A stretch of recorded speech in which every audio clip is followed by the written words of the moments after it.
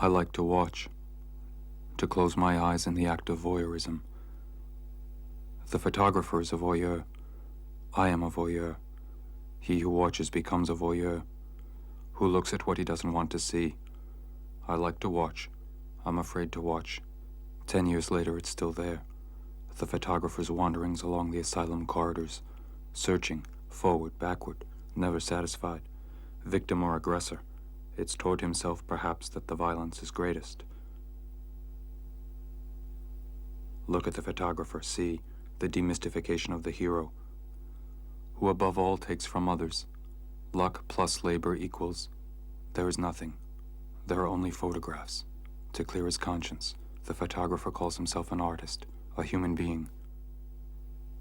His approach is similar to that of other madmen, with his own quest for the Holy Grail, the decisive instant, his quest for the angle. He's not normal.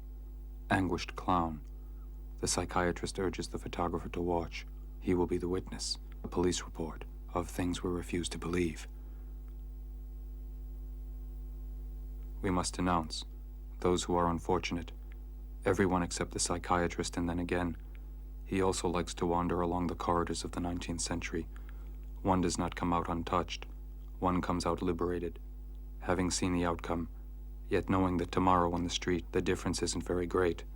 Fortunately, there are madmen at large. There are good photographers. There are botched pictures one doesn't show. Informer. The contact sheet becomes an informer. What makes a good photograph? A photograph one can look at without shame, without uneasiness. Here it's quite the contrary. No promise, no chance. Everything's dark, everything's true.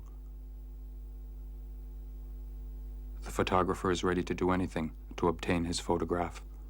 Or does he suffer as much as his subjects, from whom he seeks to find a self-portrait?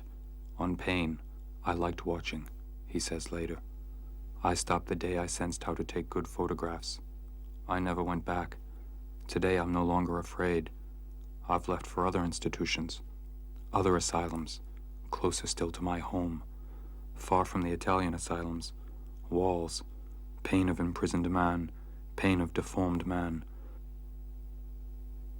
Today the noise, it's the noise which haunts the memory, the impression of walking in circles, no exit. There's no longer any door. The photographer is here, looking like a new arrival, a new resident, present every day. He's neither doctor nor nurse. He's not of the profession. He wanders also, searching for something. He seems pleasant, not yet at ease. He doesn't talk. He appears not to look. He has something in his hand. The other attacked him, wanted to hit him. He ran away. Just in time, for the door was closed. There was no nurse. Perhaps he's a voyeur, a professional voyeur, spying on misfortune. Every day pain, that without and that within. There's also the light, this November light, which penetrates the rooms. He protects himself from the light, rather aggressive. It reminds me of playing truant. There is no sadness. The mind is in command. The mind is here. His PC, everything is free without constraint. Thought alone remains free. It's the only thing still unconfined. The photographer also remains free. For the moment there are no photographs. The cinema waits to be born. I reject it for the moment I reject the film. These photographs help me to think. Later I will resume the photographer's wandering.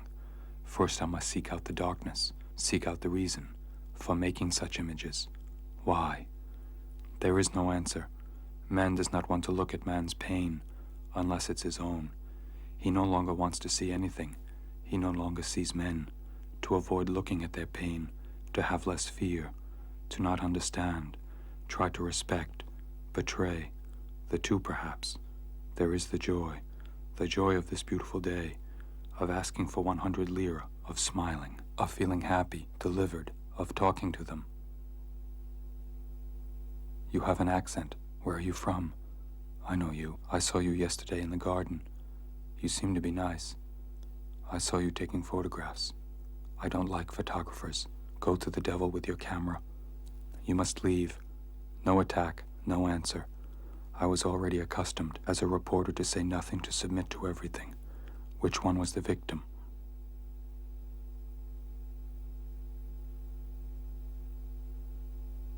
Each day, I emerge refreshed, rejuvenated, encouraged. The dream doesn't exist. I'm still here. Don't show fear. Don't provoke it. To show strength, so as to hide nothing. So many stories are going to die. So much pain imprisoned. So many childhood events forever lost. So many gazes dead. My own is in the process of changing. It no longer dares to stare. It no longer dares to stop. It's far away in childhood. Today a family arrived, 3 women in black. I don't dare to photograph. On the contrary, they pose. God, the oldest says to me. The man goes into the communal room. She stays close to the door. I watch from a distance. It's still daytime, but it's already dark. As for a child, and if the eyes were forever affected, is that violence? I wouldn't recover from that. I'd prefer to disappear, to have seen nothing, or rather to return, to be able to sleep, to wake up in the morning, go into the garden, and wait for the sun to break through. To drink a coffee, listen to music, to wait. I disappointed no one. No one expects anything from me. No one knows that I'm here. She stayed in Paris. I hide inside myself without her.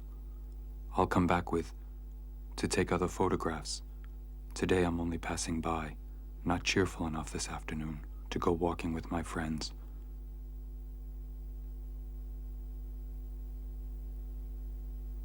I take refuge with the women.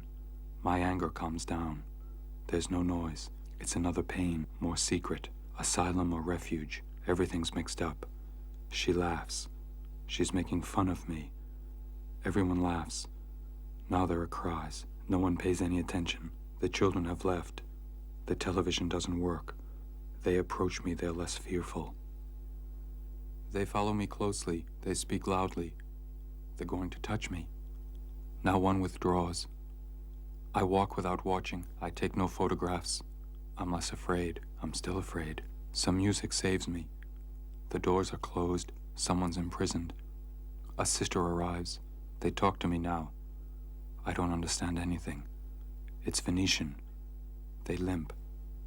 Everyone's walking badly. I walk badly also. To approach them, to frighten them less, to say hello. Forget me. I want you to forget me. I remain fixed. I'm no longer the attraction. I'll return tomorrow. I watch from the window. I take a photograph to say that I am. They don't understand. No one comes to see them. There is no more family. There are medicines. I'm going to leave, return. No one talks to me.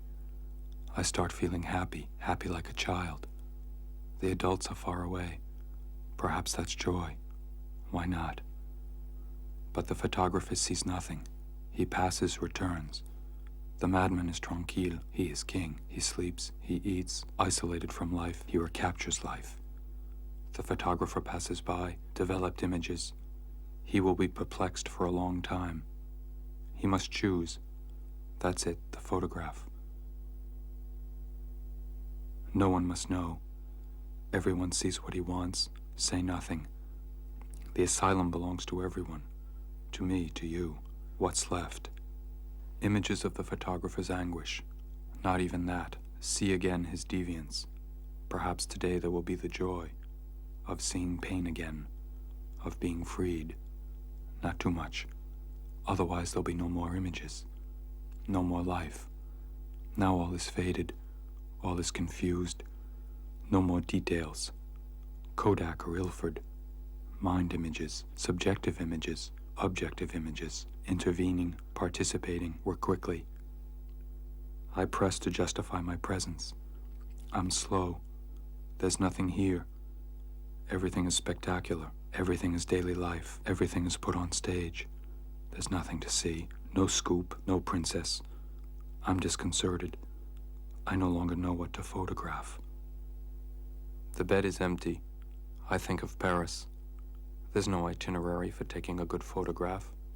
Listen. The image is mute. It doesn't want to hear. It's not sentimental. It rejects sound. No pity. No breath from the film. Nothing. There remains the film grain. Everything is black and white. There's no traveling color. We're far from Paris. We're tranquil. There are no airplanes, no exotism, no hotel. Heat is absent. I must return in summer. I like the winter. The minister is here. He examines each image. I'm next to him, ill at ease. I follow him. It's the inauguration, the first time. There's a single entrance, a single exit. Aestheticism and psychiatry. I can't write about it. It's mundane, it's life. No one's looking. I'm free. The hours pass.